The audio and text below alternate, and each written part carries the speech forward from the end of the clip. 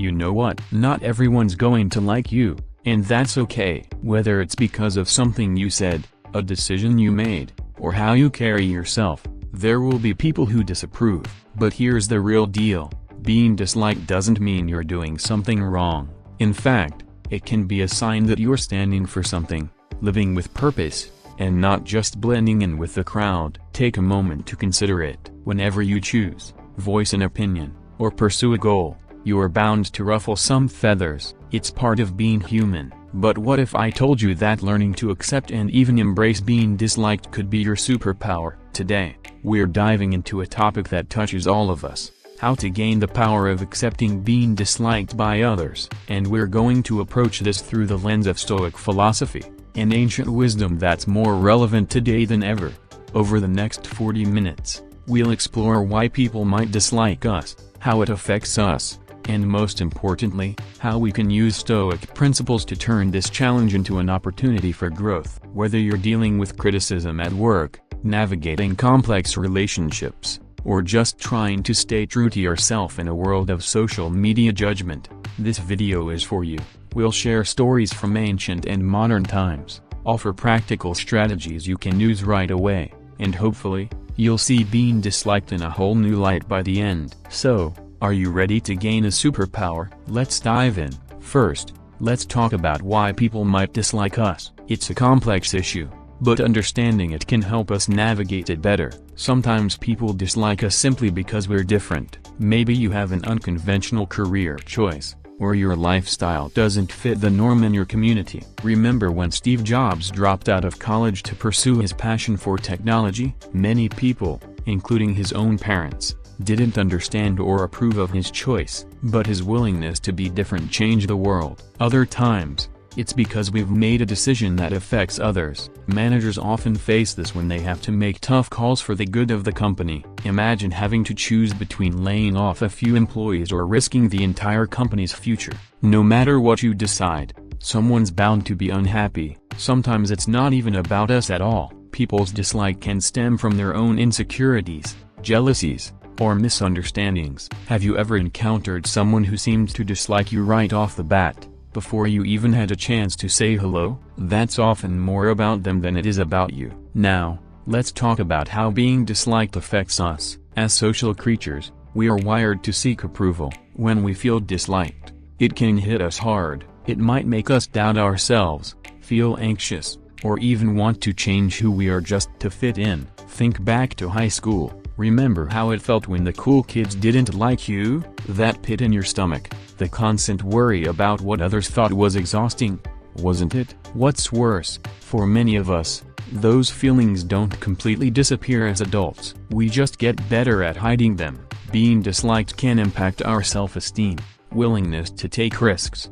and physical health. Studies have shown that social rejection can activate the same areas of the brain as physical pain. That's right. Being disliked can literally hurt, but it's not all doom and gloom. The impact of being disliked also depends on how we react to it, and this is where things get interesting. Common reactions to being disliked fall into a few categories. Some of us might try to change ourselves to please others. We might tone down our personalities, hide our true opinions, or give up on dreams that others don't approve of. It's like wearing a mask, always trying to be what we think others want us to be. Others might go the opposite route and become defensive or aggressive. They might lash out at those who dislike them, trying to hurt back.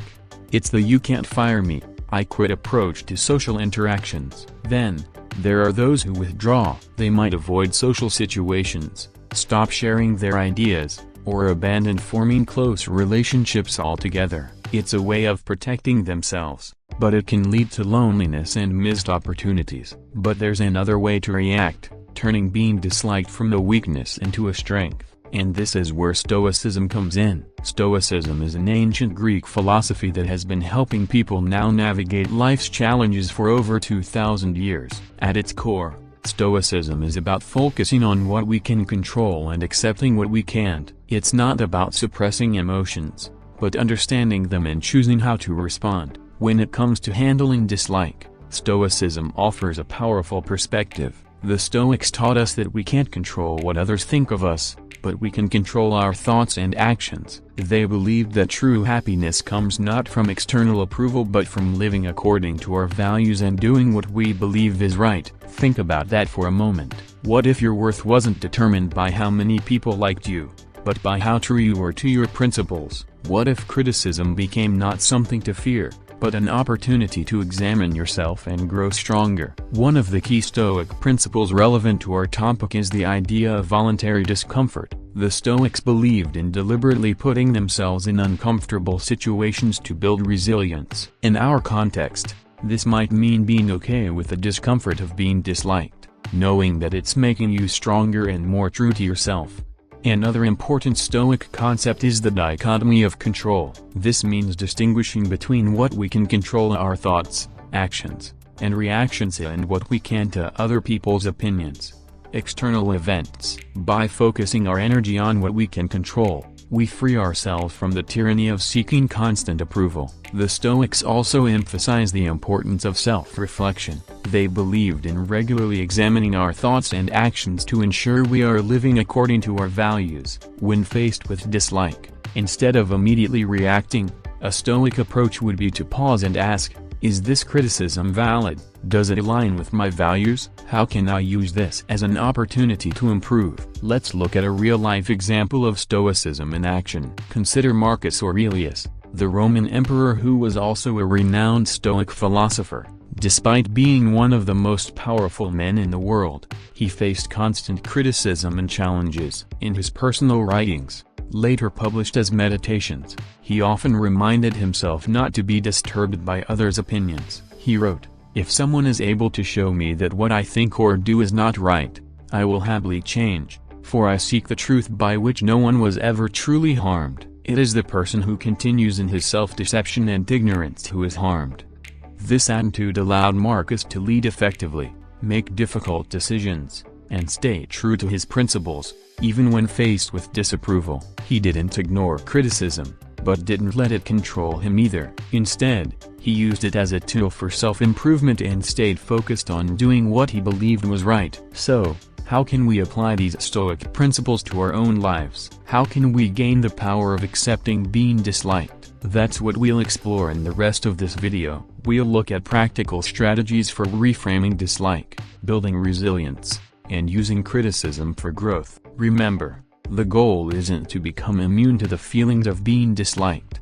It's about learning to navigate those feelings in a way that makes us stronger, more authentic, and ultimately more at peace with ourselves. Because at the end of the day, the most important opinion about you is your own. Stay with us as we dive deeper into this journey of self-discovery and empowerment. You're about to learn a superpower to serve you for the rest of your life. Now that we've laid the groundwork, let's dive deeper into the power of acceptance. Why is accepting dislike so paramount? Well, it's simple. You can't control what others think of you, but you can control how you respond to it. Think about it. How much energy have you spent trying to make everyone like you? How many times have you twisted yourself into knots trying to please everyone? It's exhausting, isn't it? And the kicker is, it never really works. There will always be someone who doesn't approve. Accepting dislike frees you from this endless chase. It allows you to focus on what really matters, living according to your values, pursuing your goals, and being true to yourself. When you accept that not everyone will like you, you permit yourself to be authentic. But here's where many people get stuck. They confuse acceptance with approval. Let's be clear. Accepting dislike doesn't mean you enjoy it or think it's okay for people to treat you badly. It simply means you acknowledge the reality of the situation without letting it control you. Imagine you're giving a presentation at work. You've prepared thoroughly, but you can see one colleague in the back row, arms crossed, clearly not buying what you're saying. Acceptance means acknowledging, okay, this person doesn't agree with me, and continuing your presentation. It doesn't mean you must like their attitude or change your approach to win them over. Let's look at how an ancient Stoic figure dealt with criticism. Consider the story of Cato the Younger, a Roman statesman known for his moral integrity. Cato often faced harsh criticism for his unwavering principles in a time of political corruption. One day, while Cato was speaking in the Roman Senate, arguing against corruption, a political rival became so enraged that he spat in Cato's face. Now, In Roman society, this was one of the gravest insults possible. The entire Senate fell silent, waiting to see how Cato would react. What did Cato do? He calmly wiped his face and continued his speech. He didn't retaliate, he didn't fly into a rage, and he didn't back down from his position. He accepted the reality of what happened without letting it derail him from his purpose. Cato's reaction demonstrates the power of accepting dislike. He didn't let his rival's actions control him or distract him from what he believed was important. He maintained his dignity and focus by accepting the dislike without internalizing it. Now, let's talk about how we can reframe dislike as a tool for growth. It might seem counterintuitive, but criticism can be one of the most potent motivators for self-improvement when approached with the right mindset. Think about a time when someone criticized you. It stung, right? But after the initial sting wore off, did you ever find yourself thinking, well, maybe they have a point? That's the beginning of using dislike as a tool for growth. Criticism forces us to examine ourselves. It challenges our assumptions and pushes us out of our comfort zones. When someone dislikes something about us or our work, it's an opportunity to ask ourselves, is there truth in this? Is there something I could do better? However, here's the catch. Not all criticism is created equal. Learning to identify valuable feedback within criticism is crucial. Ask yourself, is this criticism specific? Is it actionable? Is it coming from someone whose opinion I respect or at least someone who has relevant experience? If the answer is yes to these questions, you might have found a golden opportunity for growth. If the answer is no, if the criticism is vague, unhelpful, or coming from someone who doesn't know what they're talking about, then you can acknowledge it and move on without letting it affect you. Let's look at a modern example of someone who used widespread dislike as a tool for growth. Consider the story of Elon Musk. In the early days of Tesla and SpaceX, both companies faced intense criticism and skepticism.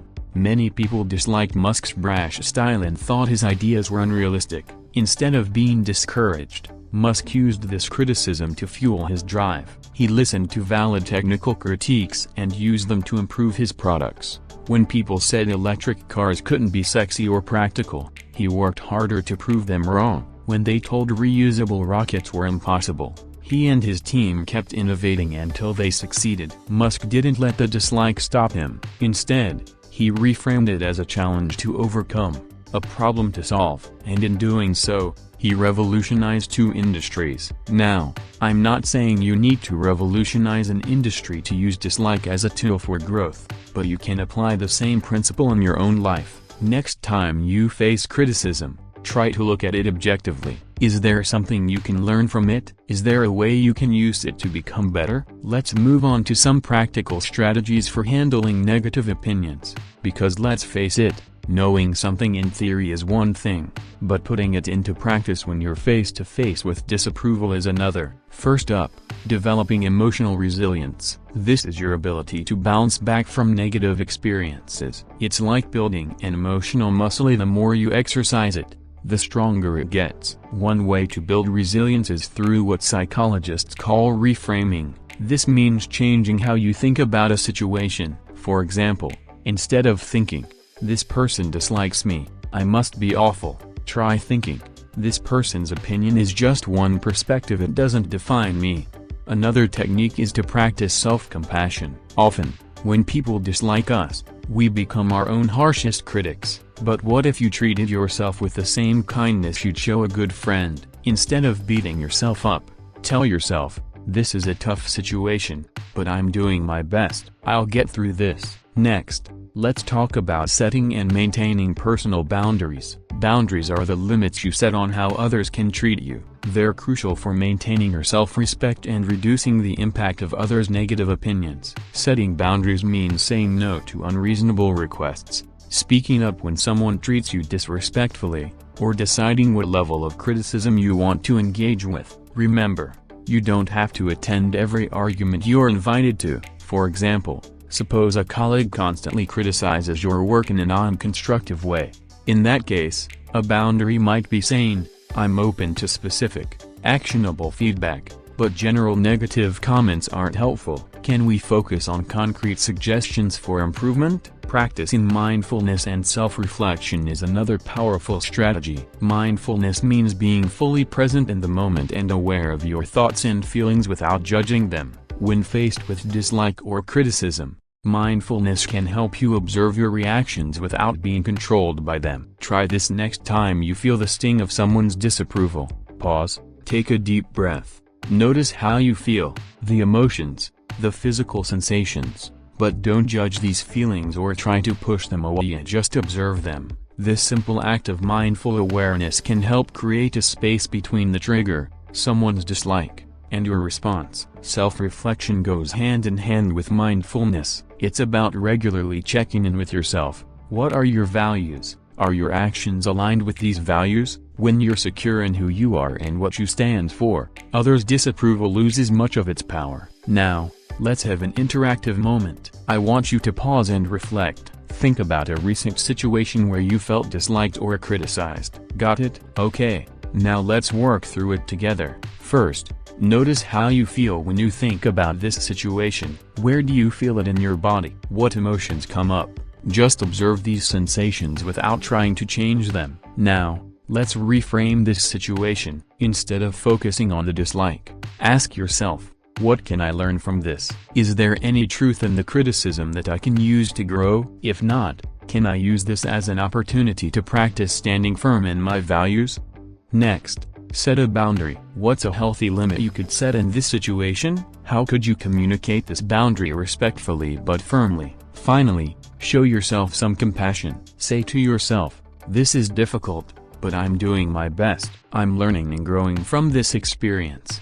How do you feel now? A bit different, right? This is the power of these strategies. They don't make the dislike disappear, but they change how you relate to it. They put you back in control. Remember, handling negative opinions is a skill. Like any skill, it takes practice. You won't be perfect at it overnight, and that's okay. The goal isn't to never feel hurt by dislike or criticism. The goal is to build resilience, learn from the experience, and stay true to yourself despite disapproval. As we move forward, we'll explore how to apply these strategies in specific real-life situations, from workplace conflicts to social media interactions. We'll also look at the long-term benefits of embracing dislike. Because here's the truth, learning to accept being disliked isn't just about defending yourself from negative feelings. It's about freeing yourself to live a more authentic, purposeful life. The best is yet to come. Now that we've explored the power of acceptance and some practical strategies, let's see how these ideas play out in real life. We'll look at 3 common areas where we often face dislike or disapproval: the workplace, personal relationships, and social media. Let's start with the workplace. Imagine you're in an internal team meeting, presenting a new idea you're excited about. As you're speaking, you notice your colleague John rolling his eyes. After the meeting, he pulls you aside and says, "That's never going to work. You're wasting everyone's time." Ouch, right? But let's apply what we've learned. First, accept the reality. John doesn't like your idea. That's okay. It doesn't mean your idea is terrible or that you're incompetent. Next, look for any valuable feedback hidden in his criticism. Is there a specific concern you could address? If not, that's fine too. Now, set a boundary. You might say, "John, I appreciate you sharing your concerns. In the future, I'd find it more helpful if you could provide specific feedback during the meeting. That way, we can discuss it as a team." Finally, reflect. Are you still confident in your idea? Does it align with your values and what you believe is best for the company? If so, don't let one person's disapproval deter you. Use it as motivation to refine and improve your proposal. Moving on to personal relationships, let's consider a family scenario. You've decided to pursue a career in the arts, but your parents strongly disapprove. They wanted you to become a doctor or a lawyer. This situation is trickier because it involves people you care about deeply. Start by accepting their disapproval without letting it define you. Understand that their opinion likely comes from a place of concern for your future. Next, look for the underlying issue. Are they worried about financial stability or job security? Address these concerns directly. You might say, "I know you're worried about my future. I've researched this career path and here's my plan for building a stable income. Set boundaries around how this topic is discussed. For instance, you could say, I value your opinion, but I need you to respect my choice. Can we agree to not argue about this during family gatherings? Remember, loving someone deeply and still disagreeing with them is possible. Your career choice doesn't have to damage your relationship if you approach the situation with understanding and firm, respectful boundaries. Now, let's tackle the Wild West of social media. You post a photo of yourself at a political rally, and suddenly your notifications are flooded with angry comments from people who disagree with your views. First, breathe. Accept that, in the vast world of social media, you will encounter people who dislike your views. That's not a reflection on you, it's the nature of the platform. Next, decide which comments, if any, are worth engaging with. Is there an opportunity for constructive dialogue? If so, respond thoughtfully. If not, it's okay to ignore or delete hostile comments. Remember, you're not obligated to engage with every opinion thrown your way. Set clear boundaries for your social media use. You can limit the time spent reading comments or turn off comments on specific posts. You could also curate your feed to create a more supportive online environment. Reflect on why you're sharing in the first place. Are you expressing your values or raising awareness for a cause you believe in? If so, let that purpose ground you in the face of disapproval. In all these scenarios, staying true to yourself while navigating the complex social world around you is key. It's a balancing act, but with practice, it becomes easier. Now, let's talk about cultivating inner peace amid external disapproval. It's here where the real action takes place. It's one thing to handle individual instances of dislike, it's another to maintain a sense of inner calm when faced with ongoing disapproval. The first step is to focus on your personal values and integrity. What do you stand for? What principles guide your life? When you're clear about your values, external opinions have less power to shake you. Think of your values as an internal compass. When faced with disapproval, check your compass. Are you acting in alignment with your values? If yes, then you can feel secure in your choices, regardless of what others think. For example, if one of your core values is honesty and you receive criticism for telling an unpopular truth, you can find peace in knowing you acted with integrity. The disapproval might still sting, but it won't devastate you. Building a supportive network is another crucial aspect of cultivating inner peace. Surround yourself with people who uplift you and who appreciate you for who you are. This doesn't mean creating an echo chamber where everyone agrees with you. Instead, seek out people who can disagree with you respectfully and challenge you to grow, while still supporting your fundamental worth. Your supportive network can be a safe harbor in stormy seas of disapproval. You can turn to these people when you need reassurance, who can remind you of your strengths when others are focusing on perceived weaknesses.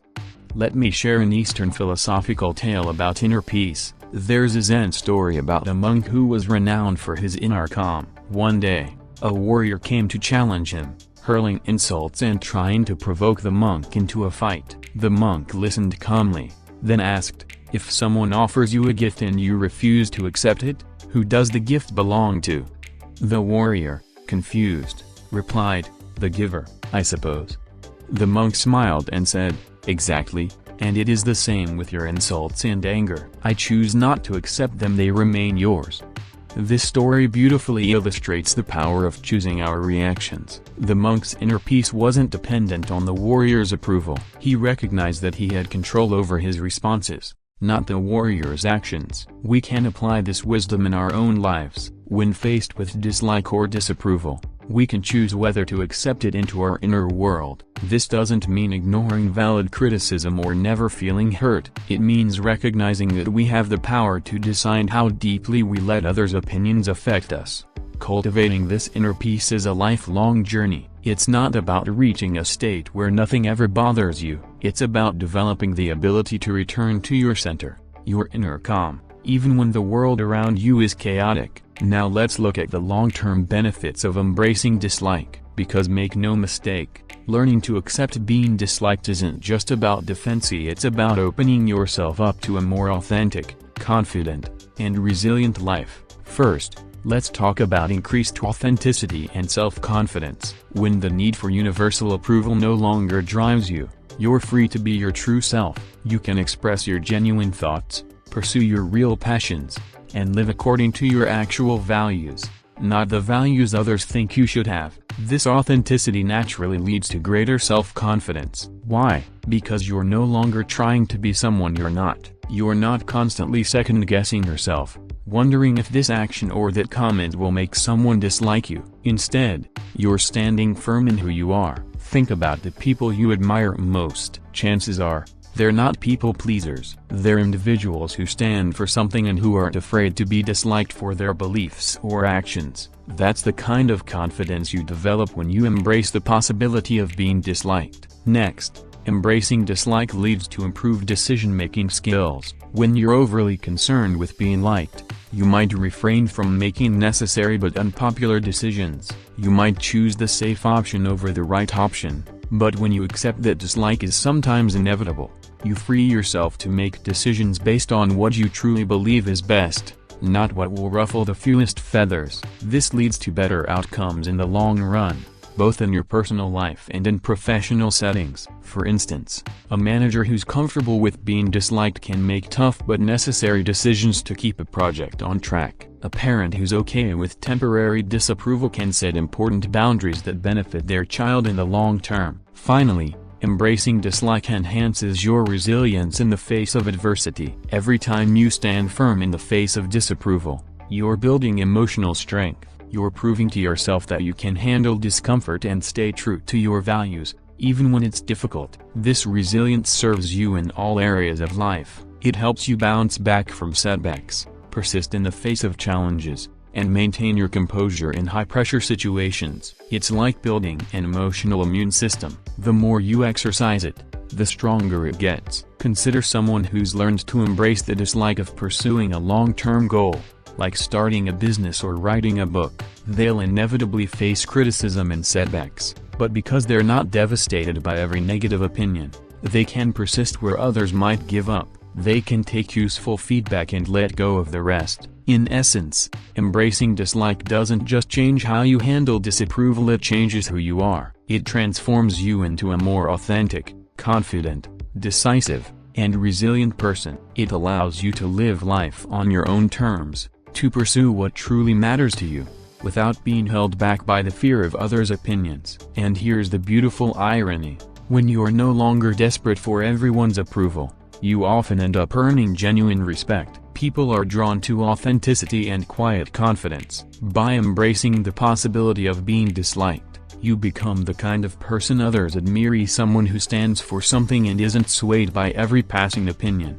As we wrap up this section, I want you to imagine the person you could be if you fully embraced this mindset. Imagine the goals you could pursue, the stand you could take, the life you could lead if the fear of being disliked no longer held you back. That's the power we're talking about. That's the transformation that's possible. And in our final section, we'll talk about how to start making this shift in your own life via starting today. We've journeyed through the challenging terrain of acceptance, growth, and inner peace. Now let's bring it all home. Remember, as the great Roman philosopher Epictetus said, it's not what happens to you, but how you react to it that matters. Your power lies not in controlling others' opinions, but in mastering your responses. Imagine waking up tomorrow, fully embracing this Stoic superpower. You step out into the world, no longer shackled by the fear of disapproval. You speak your truth, pursue your passions, and stand firm in your values. Sure, not everyone will like it, but you know what? That's okay. As Theodore Roosevelt powerfully put it, it is not the critic who counts, not the man who points out how the strong man stumbles or where the doer of deeds could have done them better. The credit belongs to the man who is actually in the arena. You're choosing to be in the arena. You're choosing to live fully, authentically, and purposefully. And that, my friends, is true freedom. This journey doesn't end when this video does. It's a daily practice, a lifelong commitment to growth and self-mastery. There will be challenges. There will be days when the sting of disapproval feels almost too much to bear. In those moments, remember the words of Marcus Aurelius: you have power over your mind, not outside events. Realize this: and you will find strength. This strength is within you right now. You need to cultivate it, and you don't have to do it alone. That's why we're here at the Stoic community. We're on this journey together, supporting each other, learning from each other, and growing together. So, here's my challenge to you. Take one thing you've learned today and put it into practice. It could be setting a boundary, reframing criticism, or simply pausing to check your inner compass before reacting to disapproval. Whatever it is, commit to it. Do it consciously and intentionally. Then, come back and share your experience. Comment below, and engage with fellow travelers on this Sto.